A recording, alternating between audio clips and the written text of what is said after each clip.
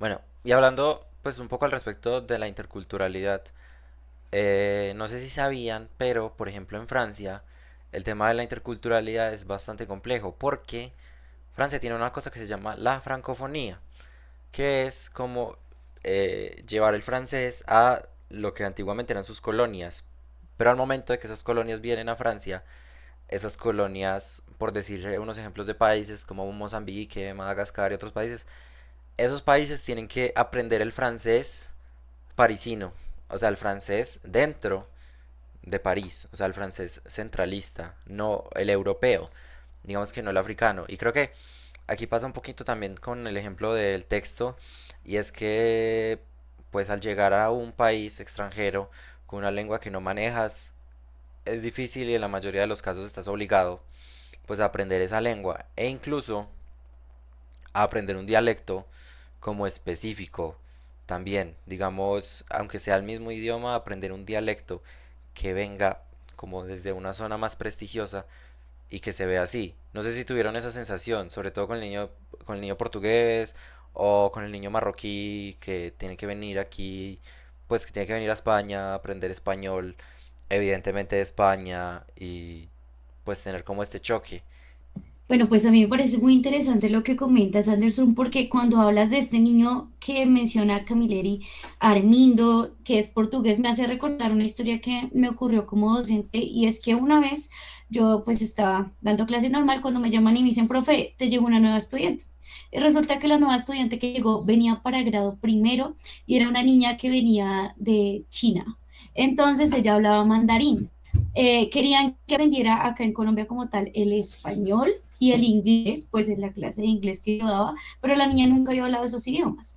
Y hubo muchas cosas culturales que chocaron bastante porque ¿qué me sucedía en la clase? No solo era el idioma, sino que la niña por costumbre de donde vivían, pues ellos, ustedes saben que normalmente las personas asiáticas, bueno, de esta parte del mundo, tienen costumbres diferentes a la hora de bañarse. Entonces, ¿qué pasaba? La niña no se bañaba en la mañana, sino que pues en la noche cuando llegaba a la casa se bañaba.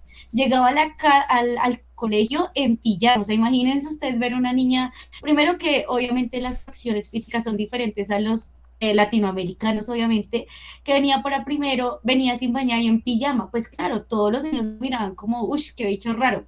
Cuando íbamos a hablar con el papá, pues primero me tocó en ese momento solucionar porque el papá tampoco entendía español.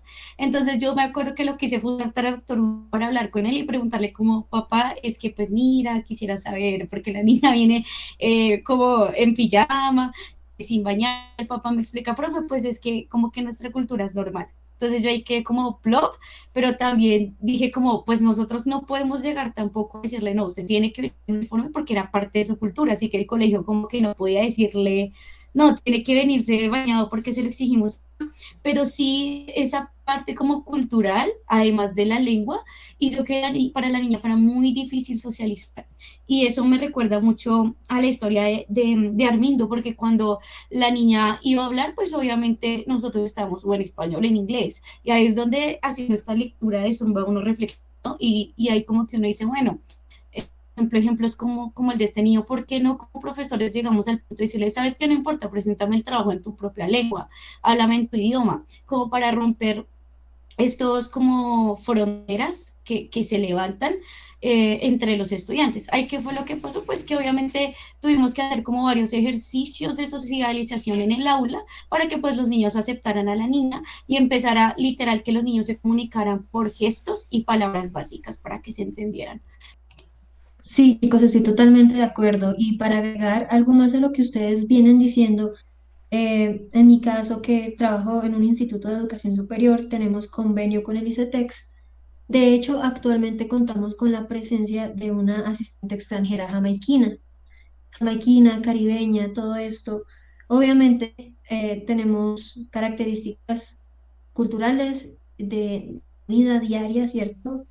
Que son diferentes entre culturas. Por ejemplo, en el caso de esta chica, ella me decía que cuando ella se dio cuenta que acá en Colombia hay clases a las 6 de la mañana, ella entró en shock y dijo, no, eso no va conmigo, porque en Jamaica el horario normal para todo el mundo es desde las 8 de la mañana. Y estaba como tan abrumada con el hecho de tener que madrugar para ella, y en Pamplona que tenemos una temperatura máxima de 13, 14 grados, que es bastante frío. Ella dijo, no, o sea, yo no lo voy a hacer. Y nosotros, pues, lo que hicimos para aportarle, para ayudarla, es adaptar el horario de ella. Entonces, ella empieza como tal desde las 9 de la mañana, como para darle su espacio de adaptación y demás. Entonces, estoy de acuerdo con lo que dice Laura, ¿no? La multiculturalidad no se ve solamente en el idioma, sino también en las costumbres.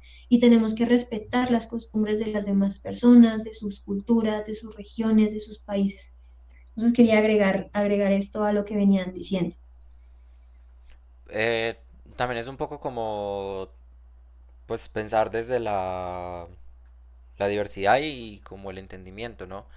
Y yo creo que también un poco algo que se menciona en la lectura y que uno, pues, es importante hacer en su día a día es como cuestionar esos valores arraigados a uno, como por ejemplo que la sociedad colombiana es muy madrugadora y entonces uno conoce gente que en cualquier momento que le diga, no, es que yo no puedo entrar a las 6, entro a las 9, eso es un perezoso.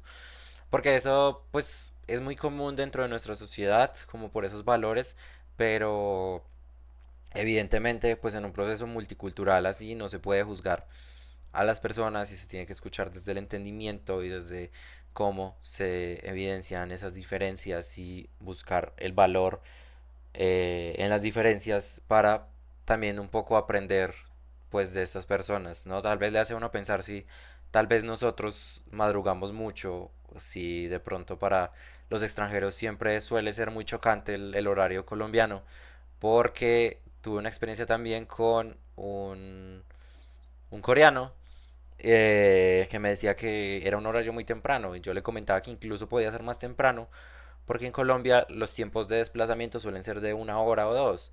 Así que para estar en una institución, un niño o un profesor tiene que despertarse 2 o 3 horas antes para estar contando más o menos con 1 hora de desplazamiento para poder estar como en la jornada puntual. Lo que hace que uno vea niños pues muy pequeños dormidos en transporte público a horas muy tempranas, 4 o 5 de la mañana.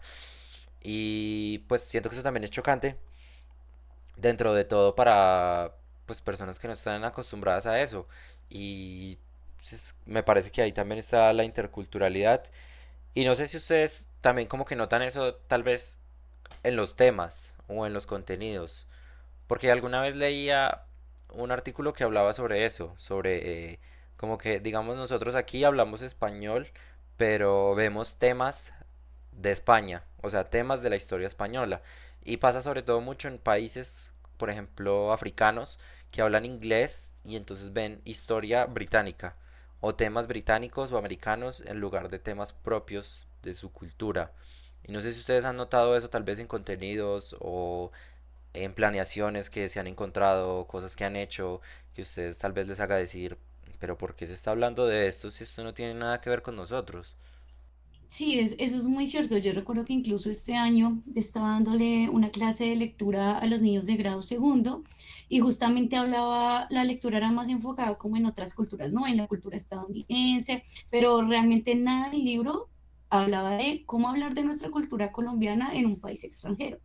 Yo me he dado cuenta que en la mayoría de textos acá en Colombia cuando nosotros encontramos material educativo relacionado con cultura y queremos enseñar la segunda lengua que es el inglés, se les enseña tanto a los niños como a aprender la cultura de los estadounidenses o de las personas de habla inglesa, que no se les enseña en sí cómo hablar de su cultura en una segunda lengua. Y eso me hace pensar también en lo que hablaba la lectura del ejemplo de Quebec y Canadá, donde habla de que ellos impulsaron como una revisión crítica de los textos escolares y que ahí entonces ellos empezaron a recomendar que los materiales debían reflejar no solo las culturas mayoritarias, sino también que debían tener en cuenta las minorías que convivían en esa sociedad.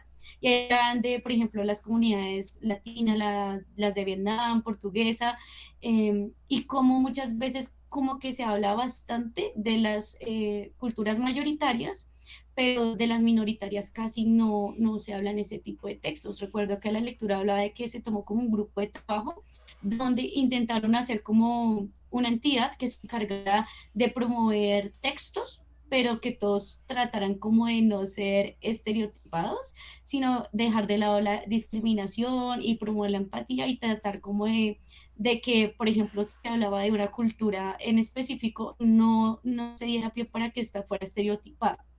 En cuanto al tema, yo cuando estuve revisando me di cuenta que realmente es un proceso arduo, no es como que de la noche a la mañana se pueden cambiar este tipo de textos o estas políticas, que en Quebec tomó bastante tiempo para poderse realizar. La cuestión aquí no es que solo agregar temáticas y contenidos al azar, ¿cierto? Sino cómo enseñar esos temas. Es ahí la clave donde está. ¿Cómo enseñar estos temas? Porque se puede agregar, listo, enseñemos respeto por las culturas, enseñemos, bueno, todo ese tipo de temas, pero el hecho es cómo se enseña. Es que existe la necesidad de poder adaptar el currículo de una manera más reflexiva, promoviendo la investigación, un pensamiento más crítico. Realmente yo he visto también textos que he utilizado que se enfocan mucho o en inglés americano o en inglés británico y por ende empiezan con la música, la gastronomía, pero enfocada en ese país. Y es verdad, o sea, simplemente es como dándole más relevancia a esta cultura sobre las demás. Entonces, considero que ahí es donde viene un trabajo fuerte desde el docente, que es un tema también importante, la formación docente, porque, listo, nos forman para enseñar, pero ¿dónde está eh, esa característica del respeto por la diferencia cultural entre los demás, ¿cierto? Y muchos docentes caemos de pronto en el hecho de, nos basamos en este libro de texto y uno no se pone como a pensar y a criticar, ¿será que esto es correcto? ¿Será que esto sí debería enseñar? ¿Será que debo cambiar esto?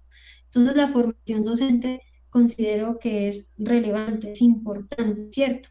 Porque realmente hay un vacío en la formación del profesor.